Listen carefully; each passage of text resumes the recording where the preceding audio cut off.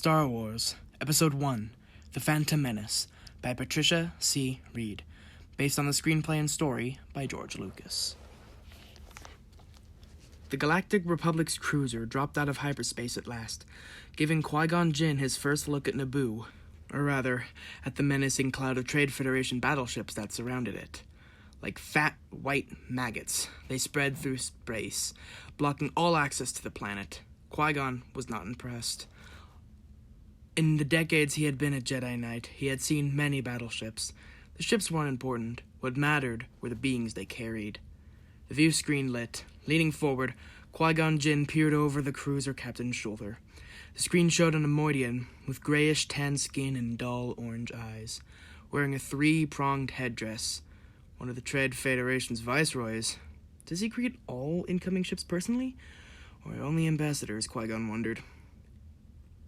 "Captain," he said out loud. "Tell me we wish to board at once." "Yes, sir." The captain looked back at her view screen. "With all due respect for the Trade Federation, the ambassadors for the Supreme Chancellor wish to board immediately," she told the Neimoidian. Yes, of course," the viceroy replied.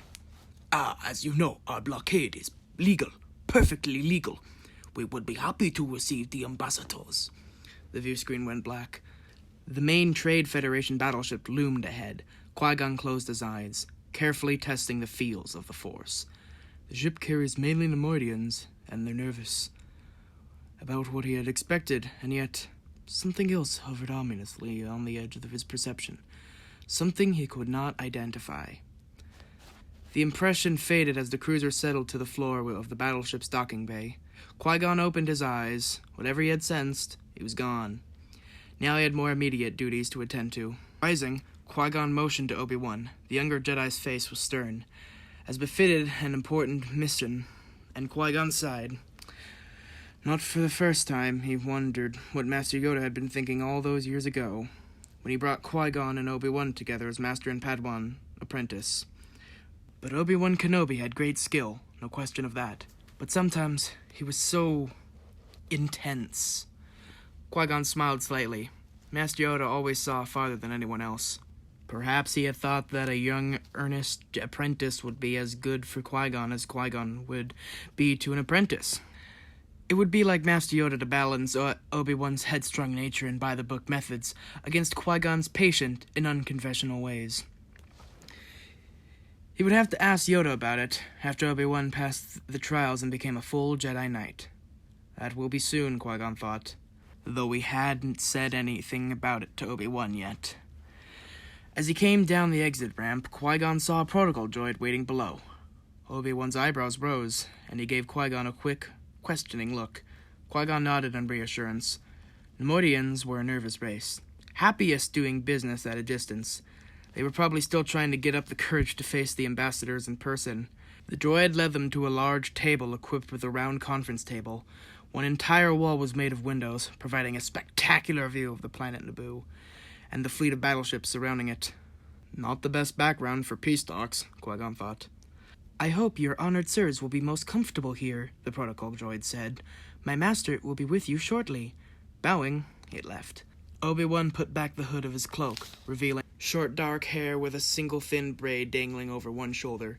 He was shorter than Qui-Gon, and clean-shaven. Qui-Gon wore his graying long hair and sported a small, neat beard. Only their clothing was similar. Both wore the dark, hooded cloaks and cream-colored tunics of the Jedi Order. Obi-Wan stared out of the window at the battle fleet. "I've got a bad feeling about this," he said finally. "I don't sense anything," Qui-Gon said. The faint disturbance he had felt earlier had vanished completely. But though Obi-Wan was 25 and not a full Jedi Knight, he had great sensitivity to the Force. Qui-Gon had learned to respect his apprentice instincts. "Some new problem, then?" "It's not about the mission, Master," Obi-Wan said quickly. "It's something elsewhere. Elusive." "Don't center on your anxiety, Obi-Wan," Qui-Gon warned. "Keep your concentration here and now, where it belongs."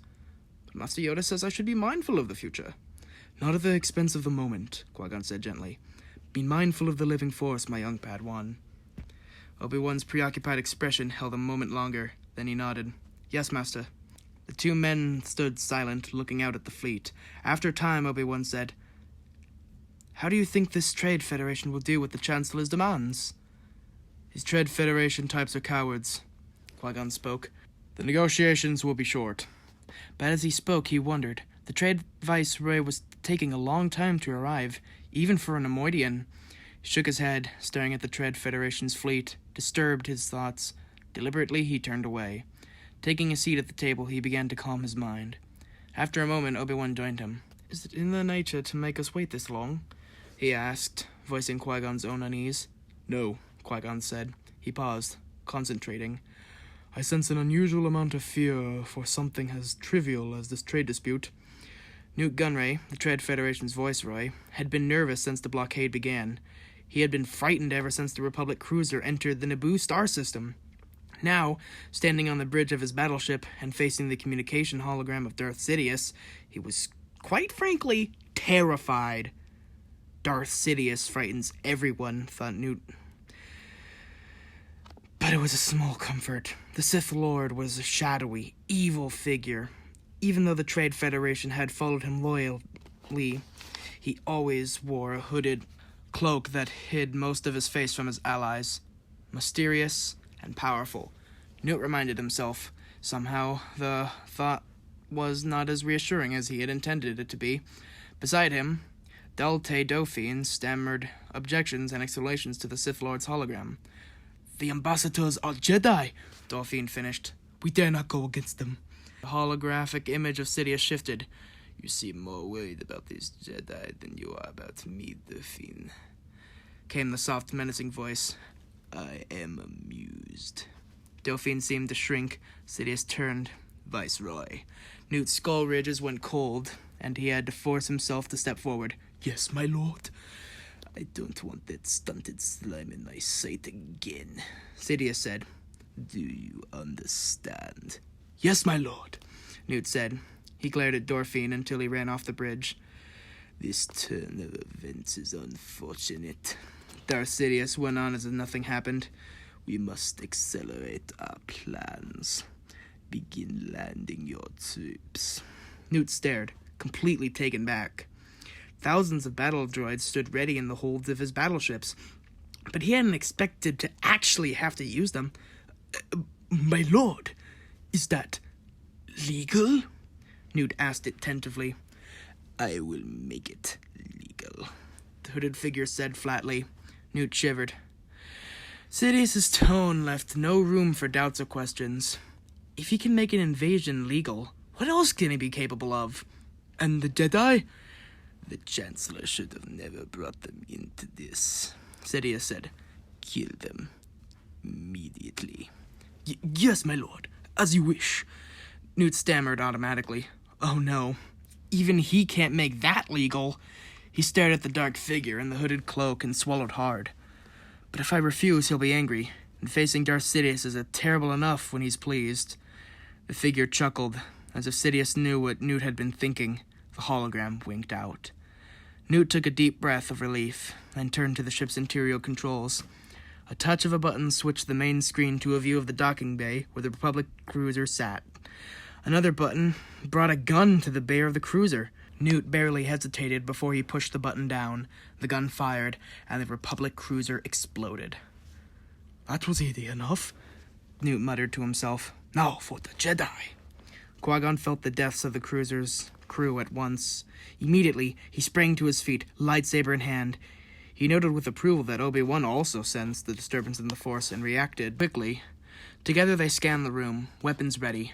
No threat appeared, only the protocol droid dithering over its spilled drinks. Qui-Gon nodded at Obi-Wan, and they turned off their lightsabers. The hum of the weapons died. In the quiet, Qui-Gon heard a faint hissing. Gus! He called to Obi-Wan. He took a deep breath and held it. They would have to fight their way out quickly or be overcome. End of Chapter 1.